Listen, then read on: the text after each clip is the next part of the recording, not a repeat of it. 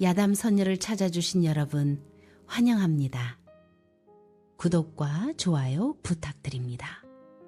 그럼 오늘의 이야기 속으로 풍덩 빠져볼까요? 날카로운 삭풍이 낡은 문풍지를 찢어발깁니다. 청운 이씨 가문의 기와 지붕은 곳곳이 내려앉았고 틈새마다 겨울바람이 들이쳐 집안의 온기를 앗아갑니다. 굶주림에 지친 가솔들의 신음소리가 어둠 속에서 낮게 깔립니다.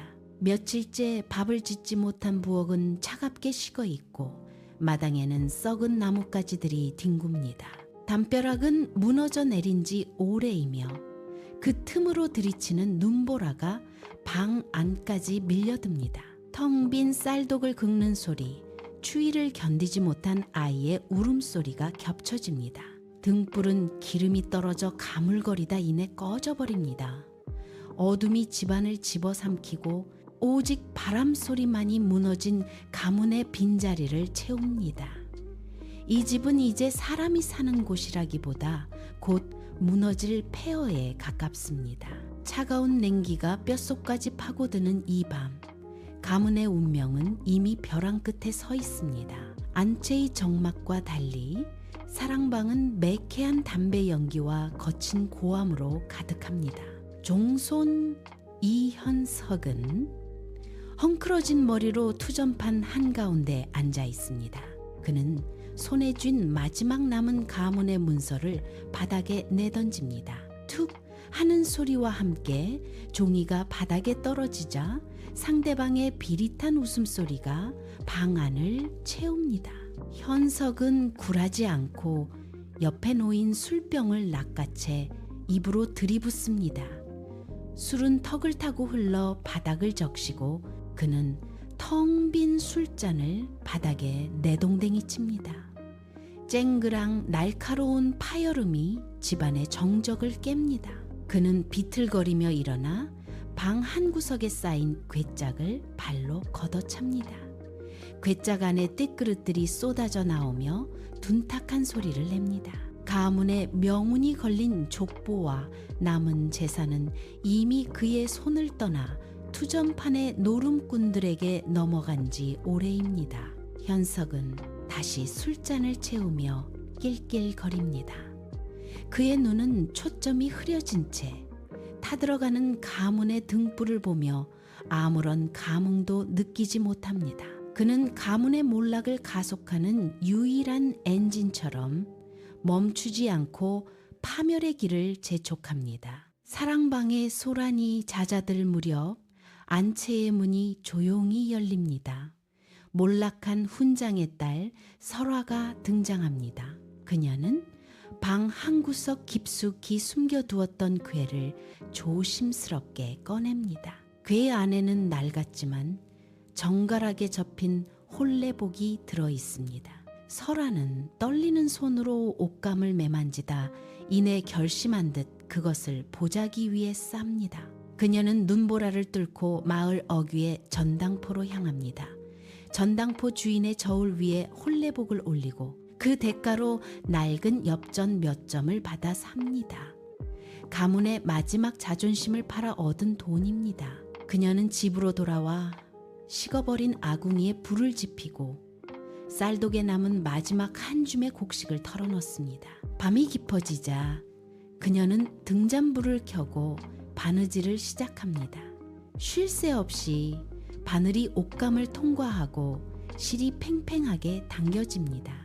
그녀의 손끝은 굳은 살로 거칠어졌지만 바늘을 쥐는 손길만큼은 흔들림이 없습니다. 그녀는 자신의 모든 것을 바늘 끝에 꿰어 넣으며 묵묵히 밤을 지새웁니다.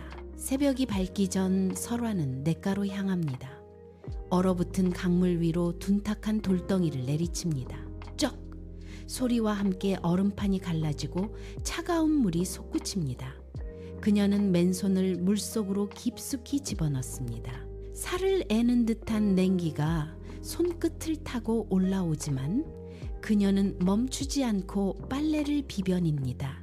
손등 위로 붉은 핏방울이 배어나와 얼음물 위로 번져나갑니다. 그녀는 핏물을 씻어내지도 못한 채 다시 빨랫감을 쥐어짭니다. 집으로 돌아온 그녀는 젖은 손을 닦을 틈도 없이 다시 바늘을 잡습니다. 촛불 아래 그녀의 손등은 퉁퉁 부어올랐고 마디마디 터진 상처 사이로 붉은 살점이 드러납니다. 바늘이 두꺼운 무명천을 통과할 때마다 그녀의 어깨가 움찔거립니다. 실을 당기는 손가락마다 굳은 살이 박이고 그 위로 다시 피가 맺힙니다. 그녀는 맺힌 피를 옷감에 묻히지 않으려 조심스럽게 손을 털어내고 다시 바느질을 이어갑니다. 등잔불은 깜빡이며 그녀의 거칠어진 손등을 비추고 바늘이 옷감을 파고드는 규칙적인 소리만이 방 안의 정막을 채웁니다. 안방에서 들려오는 시어머니 박 씨의 신음이 잦아듭니다. 며칠째 곡기를 끄는 노인의 입술은 바싹 말라 갈라져 있습니다. 설화는 부엌으로 향합니다. 그녀는 찬장 깊숙한 곳에서 녹슨 칼 한 자루를 꺼냅니다. 칼날에 비친 자신의 얼굴을 잠시 응시하던 그녀는 이내 떨리는 손으로 자신의 허벅지 안쪽 살을 움켜니다. 차가운 칼날이 살때 닿자 짧은 비명이 입술을 타고 나옵니다. 그녀는 눈을 질끈 감고 단번에 칼을 긋습니다. 붉은 선혈이 바닥으로 뚝뚝 떨어지고 그녀는 고통을 참아내며 베어낸 살점을 챙깁니다. 부엌 아궁이에는 다시 불이 붙습니다. 솥 안에서 물이 끓는 소리가 요란해집니다. 설화는 피가 묻은 손으로 솥에 살점을 넣고 쓴 약초를 함께 지식여 넣습니다. 탕이 끓어오르며 비릿한 냄새가 방안을 가득 채웁니다. 그녀는 절뚝거리는 걸음으로 안방으로 향합니다. 시어머니의 머리를 조심스럽게 들어 올리고 숟가락으로 탕을 떠서 입가에 가져다 댑니다. 노인의 목구멍으로 붉은 국물이 넘어갑니다. 도성에서 급제 소식을 알리는 전령이 대문을 두드립니다. 이연석은 관복을 입고 당당하게 대문을 넘습니다. 마을 사람들이 몰려나와 축하의 함성을 지르고 집안은 순식간에 술과 고기 냄새로 진동합니다. 현석은 꿋꿋이 허리를 펴고 안방으로 들어섭니다. 박 씨는 아들의 손을 잡고 눈물을 흘리며 기쁨을 감추지 못합니다. 마당에는 잔치상이 차려지고 현석은 술잔을 돌리며 자신의 권세를 과시합니다. 설화는 부엌 구석에서 그 소란을 지켜봅니다. 그녀의 허벅지 상처는 여전히 욱신거리지만 아무도 그녀의 고통을 묻지 않습니다. 현석은 설화의 곁을 지나치며 눈길조차 주지 않고 오히려 그녀가 내놓은 물그릇이 탁하다며 발로 걷어찹니다. 그릇이 깨지며 물이 마당 흙바닥으로 스며듭니다. 현석의 눈빛은 이전의 나약함 대신 서늘한 오만함으로 가득 차 있습니다. 박 씨 역시 설화가 다가오자 고개를 돌리며 혀를 찹니다. 설화는 깨진 사기 그릇 조각을 맨손으로 줍습니다. 손가락 끝에 다시 붉은 피가 맺히지만 그녀는 그저 묵묵히 흙을 털어낼 뿐입니다. 잔치가 끝난 뒤에도 집안의 공기는 서늘하기만 합니다. 설화는 며칠째 잠을 자지 못한 채 낡은 빗자루를 들고 마당을 씁니다. 먼지가 일어나는 마당 너머 현석은 새로 맞춘 비단 방석에 앉아 도성에서 가져온 서책을 뒤적입니다. 박 씨는 설화가 곁을 지나갈 때마다 헛기침을 하며 짐짓 고개를 돌립니다. 설화가 솥을 닦기 위해 물을 길어오자 현석은 붓을 멈추고 혀를 찹니다. 그는 설화의 거친 손마디를 훑어보더니 마치 더러운 것을 본 듯 미간을 찌푸립니다.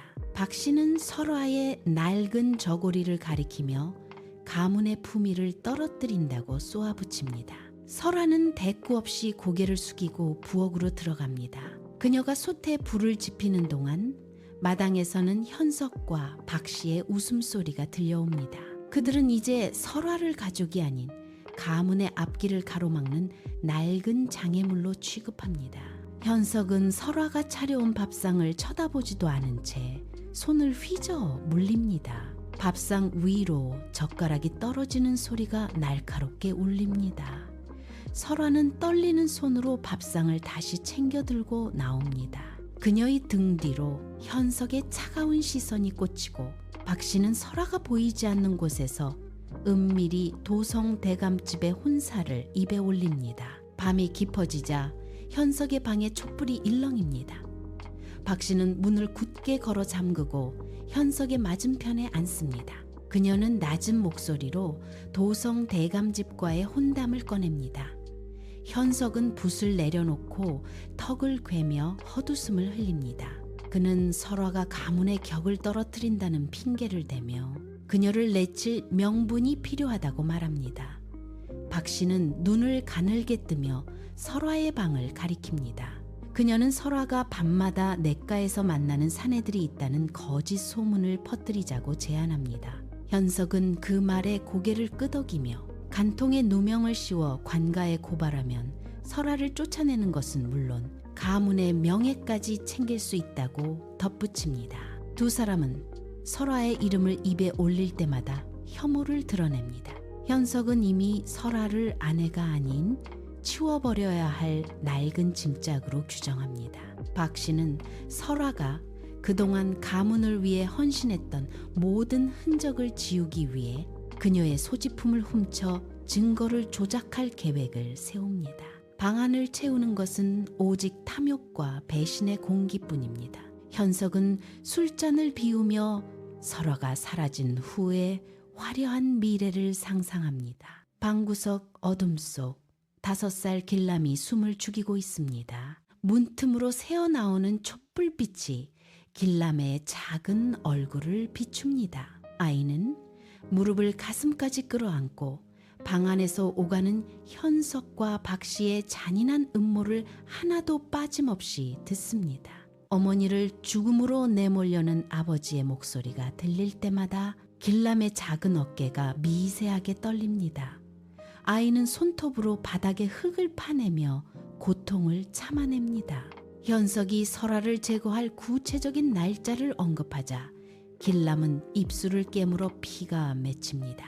아이의 눈동자는 더 이상 어린아이의 것이 아닙니다. 촛불이 흔들릴 때마다 길람의 눈 속에는 차갑고 서늘한 분노가 소용돌이칩니다. 어머니가 냇가에서 얼음을 깨며 흘렸던 땀과 눈물이 아이의 뇌리를 스칩니다. 길람은 방바닥을 짚고 있던 손에 힘을 주어 주먹을 꽉 틉니다.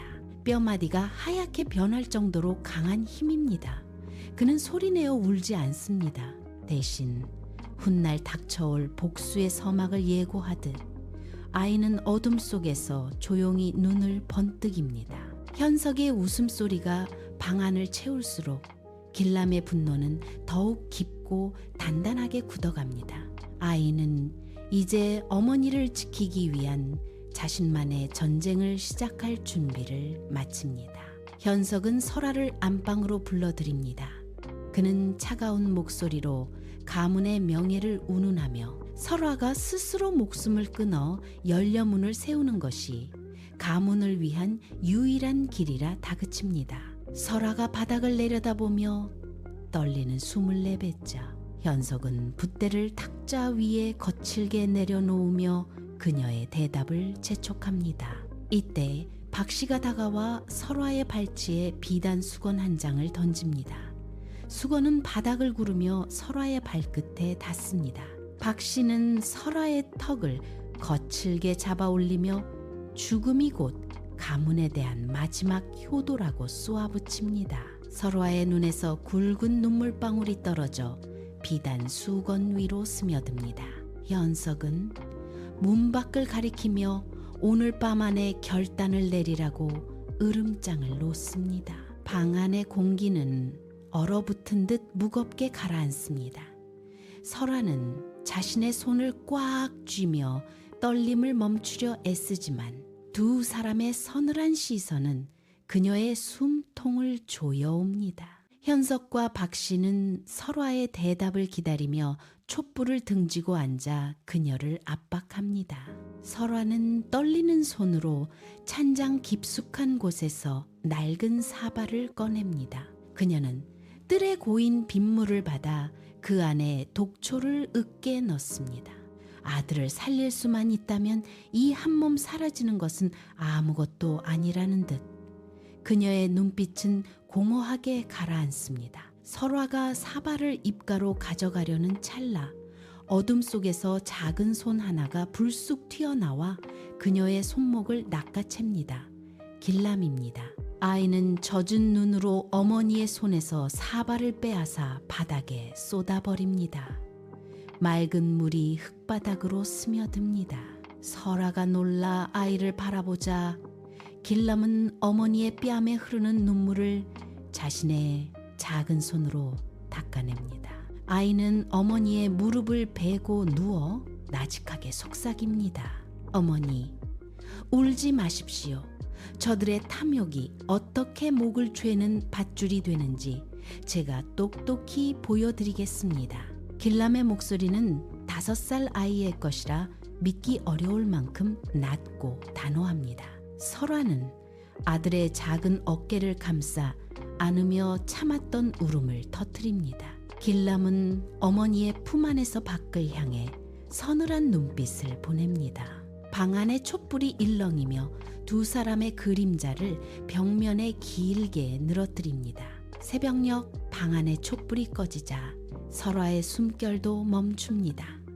그녀는 굳은 손을 가슴 위에 얹은 채 차갑게 식어갑니다.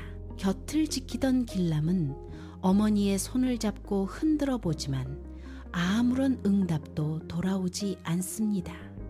아이는 소리내어 울지 않습니다. 대신 입술을 피가 맺히도록 깨물며 어머니의 눈꺼풀을 조심스럽게 덮어줍니다. 길람은 방바닥에 흩어진 어머니의 바늘통을 주워 품속 깊숙이 집어넣습니다.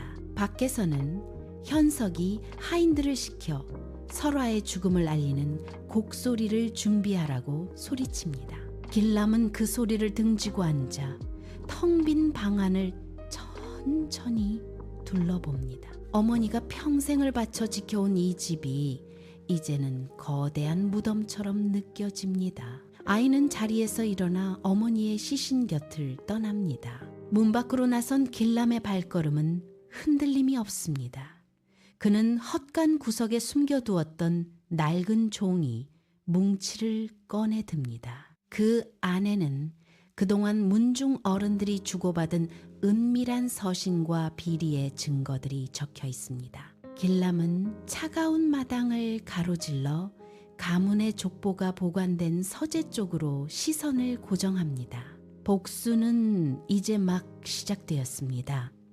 아이의 작은 손끝이 서늘한 바람을 가르며 어둠 속으로 사라집니다. 장내의 열기가 채에 가시기도 전 안채에서는 새 혼례를 위한 분주한 소란이 일어납니다. 현석은 안방의 가구들을 밖으로 내던지며 새 아내를 맞이할 자리를 만듭니다. 그는 설화의 흔적을 지우듯 낡은 괴짝들을 마당에 쌓아두고 불을 붙일 준비를 합니다.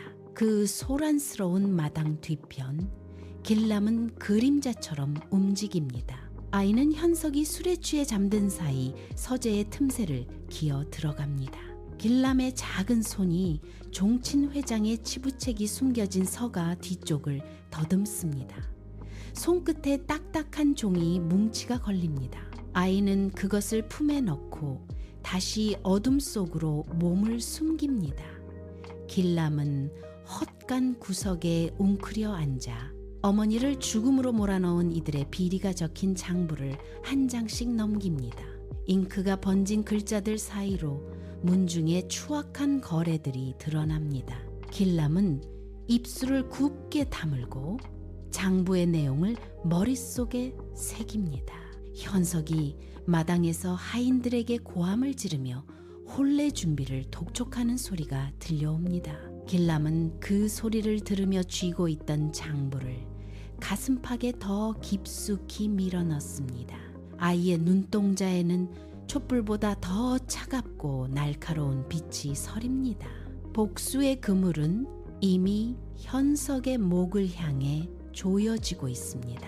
현석은 화려한 비단 홀레복을 손에 쥐고 마당을 서성입니다. 그는 설화의 죽음을 잊은 듯 새 장가갈 생각에 들떠 하인들에게 연신 고함을 지릅니다. 그때 헛간 문틈 사이로 칠흑 같은 어둠 속에서 길람의 작은 그림자가 일렁입니다. 아이는 현석의 등 뒤로 소리 없이 다가갑니다. 현석이 술잔을 들어 올리는 순간 길람의 낮고 건조한 목소리가 정적을 찢고 파고듭니다. 어머니의 마지막 탕약, 그 속에 든 독초의 흔적을 제가 알고 있습니다. 현석의 손이 멈춥니다. 술잔이 바닥으로 떨어져 산산조각 납니다. 그는 헛간 쪽을 향해 고개를 돌리지만 보이는 것은 텅 빈 어둠뿐입니다. 현석의 안색이 흑빛으로 변합니다.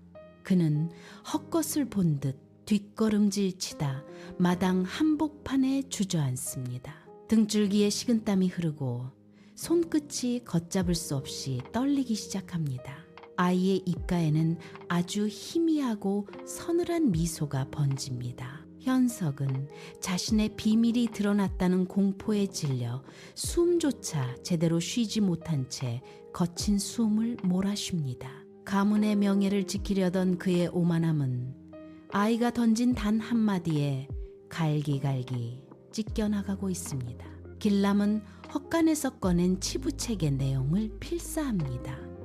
아이는 종이 조각들을 문중 어른들의 방문 틈으로 밀어 넣습니다. 그 안에는 종친 회장이 횡령한 전답의 위치와 현석의 가짜 족보에 관한 은밀한 거래가 적혀 있습니다. 다음 날 아침 사랑채에서 고성이 터져 나옵니다. 종친 회장은 현석의 멱살을 잡고 장부를 내놓으라며 윽박지릅니다. 현석은 영문을 모른 채 억울함을 호소하지만 이미 서로를 향한 의심은 걷잡을 수 없이 번집니다. 문중 어른들은 서로의 재산을 탐내며 삿대질을 하고 마당은 순식간에 아수라장이 됩니다. 길람은 담장 너머에서 이 광경을 지켜봅니다. 아이는 바닥에 떨어진 돌멩이를 굴리며 어른들이 서로의 치부를 들추어내는 모습을 차갑게 응시합니다. 가문을 지탱하던 결속력은 아이가 뿌린 작은 종이 조각 몇 장에 의해 산산조각이 납니다. 현석은 엉망이 된 마당을 보며 어쩔 줄 몰라 발을 동동 구릅니다. 길람은 품속에 남은 장부를 다시 한번 꽉 큽니다. 가문의 분열은 이제 돌이킬 수 없는 파국을 향해 치닫고 있습니다. 혼례식 당일 아침, 마을은 잔치 준비로 분주합니다. 현석은 대감집과의 혼인을 앞두고 마당에 붉은 등을 달며 들뜬 기색을 감추지 못합니다. 가문의 담장 너머로 악사들의 악기 소리가 들려오지만 길람이 머무는 헛간은 차갑게 가라앉아 있습니다. 아이는 어머니의 낡은 바늘통 옆에서 마지막 서신을 꺼냅니다. 그 안에는 현석이 치른 과거 시험의 대리 응시 증거와 설화의 죽음이 단순한 병사가 아니었음을 증명하는 기록이 담겨 있습니다. 길람은 서신을 겹겹이 접어 품속 깊숙이 찔러 넣습니다. 아이는 헛간 문을 아주 조금 열어 마당을 살핍니다. 하인들이 분주히 오가며 음식을 나르고 현석은 거울을 보며 매무새를 다듬고 있습니다. 길람은 소리 없이 헛간을 빠져나와 담병락 그림자를 따라 움직입니다. 발소리는 죽이고 숨소리는 낮춥니다. 대감집으로 향하는 길목은 아직 한산합니다. 아이는 굳게 닫힌 가문의 대문을 지나쳐 이제는 돌아올 수 없는 길을 걷기 시작합니다. 등 뒤에서 들려오는 잔치 소리는 점차 멀어지고 길람의 눈동자에는 다가올 파국을 예감하는 서늘한 빛이 서립니다. 폭풍전야의 정적 속에서 혼례식장의 악기 소리가 절정에 달합니다. 현석이 대감집 딸과 술잔을 나누려는 찰나 대문이 굉음과 함께 부서집니다. 금부도사들이 마당을 가득 메우며 들이닥칩니다. 하객들은 비명을 지르며 흩어지고 잔치상은 뒤집혀 술과 음식이 바닥을 적십니다. 금부도사는 현석의 앞을 가로막고 품에서 두툼한 서신을 꺼내 던집니다. 서신이 펼쳐지자 현석이 과거 시험장에서 대리 응시를 했던 필적과 증언들이 낱낱이 드러납니다. 현석의 얼굴에서 핏기가 가십니다. 그는 술잔을 떨어뜨리고 잔은 바닥에서 산산조각이 납니다. 금부도사가 현석의 멱살을 낚아채 바닥에 내동댕이 칩니다. 화려했던 붉은 비단들은 짓밟히고 잔치마당은 순식간에 비명과 고함이 뒤섞인 아수라장으로 변합니다. 현석의 권세가 무너지는 소리가 마당을 가득 채우고 가문의 기와 지붕 아래 드리웠던 가식의 가면이 완전히 찢겨나갑니다. 축제는 끝났고 이제 파멸의 시간이 시작됩니다. 금부도사가 현석의 품에서 설화의 유품인 바늘통과 함께 그녀의 탕약에 섞였던 독초의 성분을 기록한 문서를 꺼내 듭니다. 현석은 밧줄에 묶인 채 바닥을 구르며 소리를 지르지만 도사는 그의 입에 재갈을 물립니다. 현석의 눈동자가 공포로 흔들립니다. 옆에서 이 광경을 지켜보던 박씨는 비명을 지르며 바닥을 뒹굽니다. 그녀는 혼례를 위해 차려놓았던 상을 엎어버리고 흩어진 쌀알 사이를 기어다니며 헛소리를 내뱉습니다. 박씨는 자신의 머리카락을 쥐어뜯으며 바닥에 머리를 텄습니다. 도사들은 현석의 팔을 꺾어 꿇어앉히고 가문의 인장을 압수합니다. 현석은 흙먼지 속에서 발버둥치지만 포승줄은 더욱 조여듭니다. 마당 한가운데서 박씨는 실성한 듯 웃음과 울음을 번갈아 터뜨리며 바닥을 긁어댑니다. 손톱 끝에 흙이 박히고 피가 배어나오지만 그녀는 멈추지 않습니다. 현석은 대역죄인으로 낙인 찍혀 마당 중앙에 내동댕이 쳐지고 가문의 권세는 흙탕물 속으로 가라앉습니다. 비명 소리가 잦아든 마당에는 오직 밧줄이 팽팽하게 당겨지는 소리와 박씨의 거친 숨소리만이 남습니다. 가문의 몰락은 이제 돌이킬 수 없는 현실이 되어 마당을 덮칩니다. 길람은 흙먼지 자욱한 마당 한 구석에서 낡은 괴짝을 끌어옵니다. 그 안에는 청문 이씨 가문이 수세대에 걸쳐 쌓아 올린 족보의 원본과 돈으로 매수한 가짜 가계도 증명서가 들어 있습니다. 길람은 떨리는 손으로 암행어사에게 서류를 건넵니다. 어사가 족보의 인장을 확인하고는 헛웃음을 터뜨립니다. 종이 위에는 잉크가 채 마르지 않은 위조의 흔적이 선명합니다. 어사는 즉시 가문의 문패를 떼어내 바닥에 내리칩니다. 문패가 산산조각 나며 흙바닥에 흩어집니다. 길람은 그 모습을 지켜보며 품에서 낡은 바늘통을 꽉 뜹니다. 가문의 조상이라 믿었던 이들의 이름이 적힌 족보가 불길 속으로 던져집니다. 종이가 타들어가며 검은 재가 되어 허공으로 흩어집니다. 길람은 가문의 기와 지붕을 올려다봅니다. 이제 이 가문은 그 어떤 명분도 뿌리도 남지 않은 빈 껍데기일 뿐입니다. 길람은 암행어사에게 마지막 증거인 뇌물 장부를 넘깁니다. 장부에는 가문이 그간 저지른 모든 비리가 적혀 있습니다. 어사가 장부를 덮자 가문의 몰락은 공식화됩니다. 마당에 흩어진 족보 조각 위로 횃불이 떨어집니다. 불길은 마른 기둥을 타고 순식간에 천장으로 번져 올라갑니다. 천년을 버텨온 기와 지붕이 뜨거운 열기에 비틀거리며 신음합니다. 길람은 뒷걸음질 치며 그 광경을 응시합니다. 불꽃은 춤을 추듯 지붕 위를 덮치고 검은 연기가 밤하늘을 가득 메웁니다. 기와 한 장이 툭 소리를 내며 마당으로 떨어져 산산조각 납니다.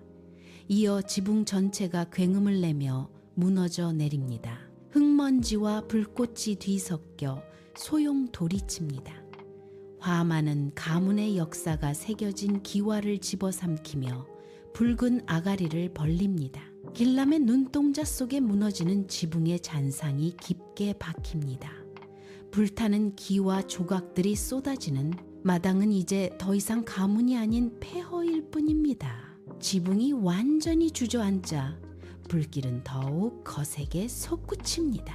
길람은 그 뜨거운 열기를 온몸으로 받아내며 타오르는 불꽃 속에서 어머니의 그림자를 찾듯 묵묵히 서 있습니다. 가문의 기와가 잿더미로 변하는 순간 길람의 눈빛은 비로소 차갑게 가라앉습니다. 길람은 등 뒤에서 들려오는 기와 무너지는 굉음을 뒤로하고 발걸음을 옮깁니다. 붉은 불빛이 숲길을 비추지만 그의 시선은 오직 산비탈 너머 어머니의 무덤을 향합니다. 거친 숨을 몰아쉬며 언덕을 오르는 길람의 발밑으로 마른 잎들이 바스라집니다. 마침내 도착한 무덤 앞 흙무더기는 차갑게 식어 있습니다. 길람은 흙바닥에 무릎을 꿇습니다. 거친 손으로 무덤 위의 잡초를 한 움큼 뽑아내고 흙을 다독입니다. 그는 어머니의 이름을 나직이 부르며 품에서 쥐고 있던 낡은 바늘통을 꺼내 무덤 앞에 내려놓습니다. 타오르는 가문의 불길이 숲 너머로 일렁이지만 이곳은 오직 바람 소리만이 맴돕니다. 길람은 두 손을 바닥에 짚고 이마를 흘게 댑니다. 긴 절을 올리는 그의 등 위로 달빛이 내려앉습니다. 복수를 위해 쏟아부었던 서늘한 분노가 비로소 잦아듭니다. 그는 고개를 들지 않은 채 흙냄새를 맡으며 어머니가 겪었던 고통의 무게를 마지막으로 되새깁니다. 절을 마친 길람은 천천히 몸을 일으킵니다. 이제 그의 어깨를 짓누르던 가문의 굴레는 사라졌습니다. 그는 어머니의 무덤을 향해 마지막으로 눈길을 주고는 몸을 돌려 어둠 속으로 걸어 들어갑니다. 길람은 무덤가에 놓아두었던 어머니의 낡은 바늘통을 다시 집어듭니다. 달고 달아 모서리가 무뎌진 바늘통의 표면을 엄지손가락으로 천천히 쓸어내립니다. 그는 바늘통을 가슴 깊숙이 품고 품 안에서 단단히 고정합니다. 이제 그에게 남은 유일한 온기입니다. 산비탈 아래로 내려가는 길목마다 짙은 안개가 밀려와 발목을 휘감습니다. 길람은 멈추지 않고 안개 속을 향해 걷습니다. 숲의 나무들은 안개에 가려져 흐릿한 그림자처럼 흔들립니다. 그의 발걸음 소리가 젖은 흙바닥 위에서 규칙적으로 울립니다. 안개는 점점 더 짙어져 그의 어깨와 등 뒤를 차갑게 덮어버립니다. 길람은 뒤를 돌아보지 않습니다. 그가 걸어가는 길은 이제 가문의 굴레가 아닌 스스로 선택한 새로운 여정입니다. 안개는 그의 형체를 조금씩 지워나가고 어느덧 숲은 다시 고요한 침묵에 잠깁니다. 길람의 뒷모습이 안개 너머로 완전히 사라진 자리에는 그가 남긴 발자국만이 잠시 남아있다가 이내 자취를 감춥니다. 복수의 긴 밤이 지나고 길람은 그렇게 세상의 시야에서 영원히 멀어집니다. 날이 밝자 마을 사람들은 잿더미로 변한 청운 이씨 가문의 터를 둘러쌉니다. 검게 그을린 기와 조각들이 여기저기 흩어져 있고 매캐한 연기가 아직도 땅 위를 낮게 기어다닙니다. 사람들은 혀를 차며 무너진 담벼락을 가리킵니다. 한때 권세를 휘두르던 이연석과 그 가솔들이 어떻게 하루아침에 파멸에 이르렀는지 서로의 귀에 대고 속삭입니다. 그들의 수군거림 속에는 두려움과 함께 묘한 깨달음이 섞여 있습니다. 은혜를 짓밟고 탐욕을 채우려 했던 자들의 비참한 최후를 목격한 사람들은 굳게 닫힌 가문의 대문이 불타 사라진 자리를 한참 동안 응시합니다. 누군가는 바닥에 떨어진 찢어진 문풍지를 발로 차며 헛된 권력의 덧없음을 읊조립니다. 진실은 이제 마을 사람들의 입을 타고 퍼져나갑니다. 천년의 기와를 올린들 그 근본이 썩어 있으면 하룻밤의 불길조차 견디지 못한다는 사실이 명확해집니다. 사람들은 잿더미 속에서 무언가를 찾으려는 듯 조심스럽게 발을 옮기지만 그곳에 남은 것은 오직 타버린 흔적뿐입니다. 진실의 무게는 무겁게 가라앉고 마을 사람들은 각자의 집으로 돌아갑니다. 계절이 바뀌고 비바람이 잿더미를 씻어낸 자리, 검게 그을린 흙 위로 작은 생명이 고개를 내밉니다. 아무것도 남지 않았던 폐허의 한가운데 붉은 들꽃 한 송이가 척박한 땅을 뚫고 피어납니다. 지나가던 이들은 그 꽃을 보며 멈추어 섭니다. 꽃잎은 마치 누군가에 맺힌 한이 핏빛으로 맺힌 듯 선명하고 바람에 흔들리는 모습은 눈물을 머금은 듯 애처롭습니다.